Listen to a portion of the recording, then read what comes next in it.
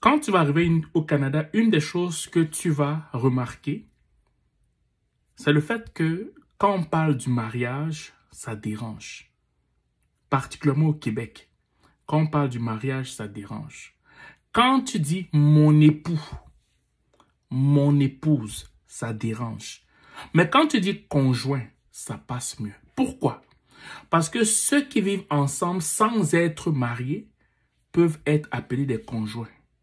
Mais ils ne peuvent pas être appelés époux. Pourquoi? Parce qu'ils ne sont pas mariés. Donc, le fait de dire que j'aime mon époux et mon épouse, quelque part, ça les titille un peu. Pourquoi? Parce que eux, même s'ils sont ensemble, ils ne sont pas mariés. Bon.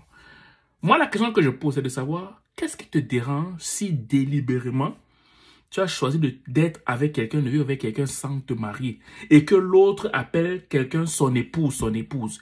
Qu'est-ce qui te dérange dedans? Qu'est-ce qui te dérange sur le fait que toi, c'est ton choix? Et je ne viens pas pour juger ton choix, mais je veux juste comprendre. C'est pour ça que je pose la question. Que toi, tu partes vivre avec quelqu'un, ton conjoint ou ta conjointe, comme on le dit ici. Tu vis avec un homme qui n'est pas ton mari ou une femme qui n'est pas ton mari. Vous vivez ensemble, vous faites des choses ensemble, vous avez de beaux enfants. Mais c'est correct, ça va. Mais pourquoi quand quelqu'un qui a décidé de se marier, pas à l'église forcément, parce que tu vas te dire que l'église a abusé tout ça, mais même à la mairie, ok? Il s'est marié à la mairie, pas devant un pasteur, mais devant un officier reconnu par l'État du Québec, la province du Québec. Pourquoi ça te dérange? Je vais te dire pourquoi ça te dérange. Pourquoi? Parce que il y a quelque chose en toi. L'âme a la capacité de rejeter la vérité, même si elle sait que dans le fond, tu dois faire la chose. Tu sais pertinemment que tu as envie de te marier. Mais à cause de ce qui a été dit du mariage, à cause de ce qui a été dit de la religion, à cause de ce que ton conjoint ou ta conjointe pense du mariage, tu préfères tuer cette voix en toi.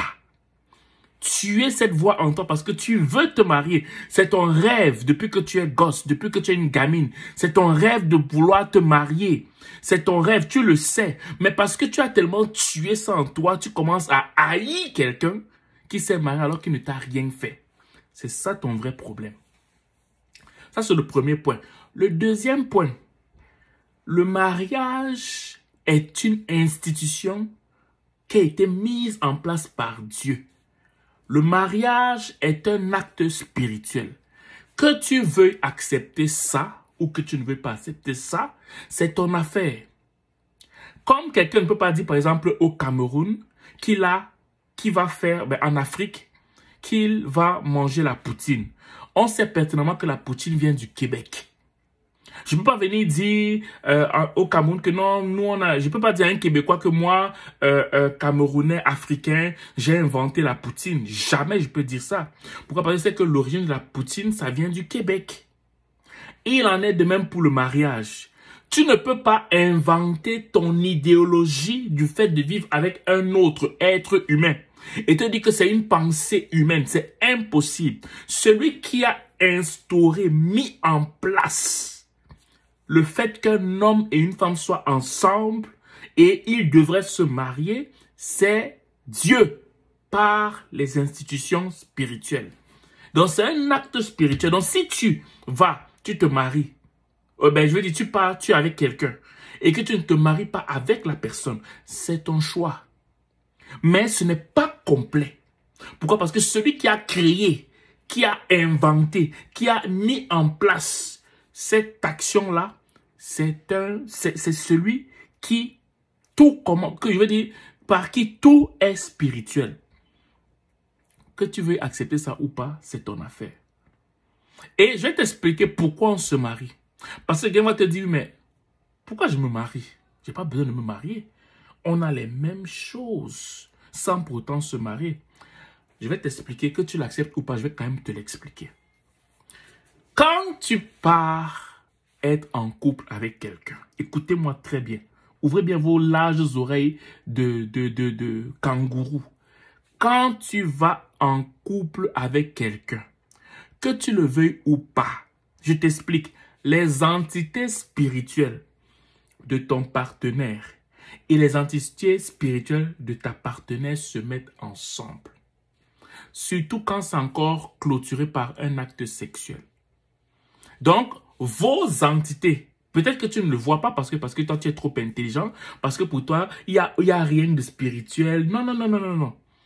Les entités spirituelles de tes pères et les entités spirituelles des pères de ton conjoint ou de ta conjointe s'unissent ensemble. Ce qui veut dire en d'autres termes que ce qui avait été dit comme parole dans vos familles, que ce soit bon comme mauvais, ça va vous suivre dans votre relation. Ça va vous suivre dans votre relation. Mais dans ce qui est dit, il y a plus de mauvais que de bon parce que la connaissance du bien et du mal fait en sorte que même quand tu as quelque chose de bon, il y a quelque chose de mauvais en arrière.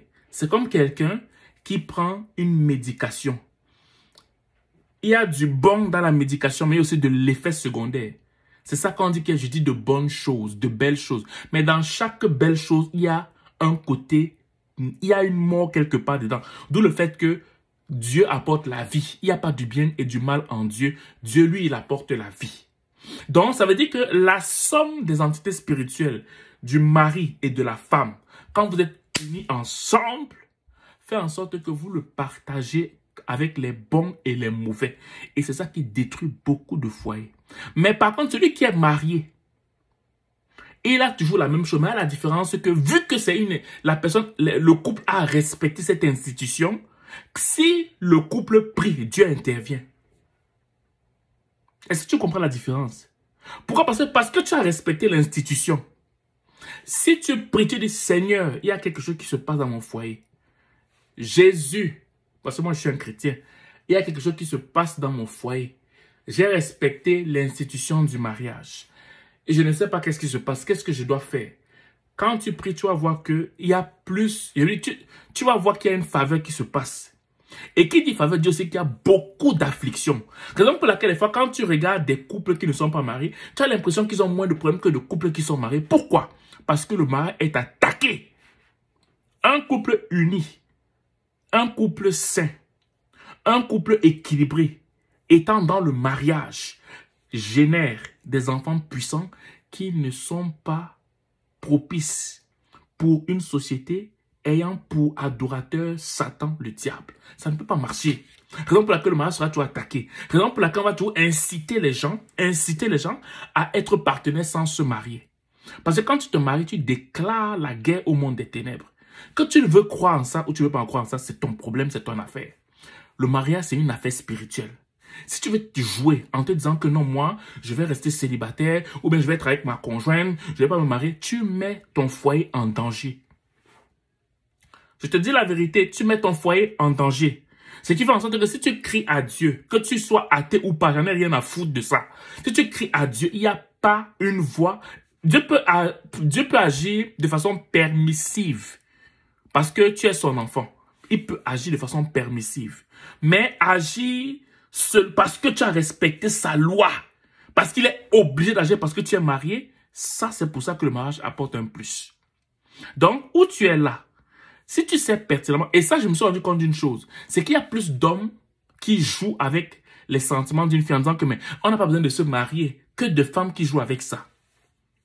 Oui, toi homme, si tu es en train de jouer avec la fille d'autrui, que le Seigneur te trouble afin que tu puisses t'épouser la fille là. Tu as tous les bénéfices du mari, mais tu ne veux pas l'épouser. Parce que je me suis rendu compte qu'il y a beaucoup plus d'hommes qui font ça que de femmes.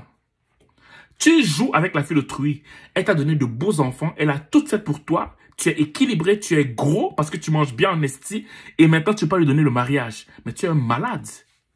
Tu es méchant. Maintenant, il y a d'autres femmes aussi qui ne veulent pas. Je ne sais pas dans quoi elles pensent. Alors que ça les honore beaucoup plus. Bref, je ne sais pas. Juste pour te dire que où tu es là, si tu as la possibilité de te marier, même si tu es athée, c'est une porte de secours pour que quand tu cries à l'au-delà, l'au-delà t'entend plus que si tu n'es pas marié. Pourquoi? Parce que tu respectes une règle et une loi spirituelle. Voilà. C'est ce que je voulais te dire aujourd'hui. Passe une excellente journée ou une excellente soirée, dépendamment du lieu où tu m'écoutes. Ciao.